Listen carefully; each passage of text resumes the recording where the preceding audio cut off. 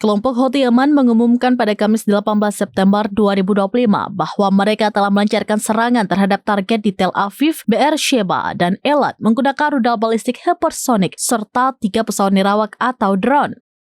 Juru bicara militer Houthi, Yahya Saree, menyatakan serangan ini merupakan respon atas agresi Israel di Gaza dan Yaman. Saree mengklaim bahwa rudal hipersonik Palestina II berhasil mengenai target militer sensitif di Jaffa yang dikatakannya berhasil mengusir jutaan warga Israel ke tempat perlindungan.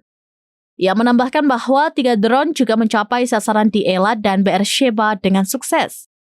Namun, klaim Houthi tersebut segera dibantah oleh militer dan media Israel. Militer Israel menegaskan bahwa mereka berhasil mencegah semua proyektil yang diluncurkan dari Yaman. Download Tribun X sekarang, menghadirkan lokal menjadi Indonesia.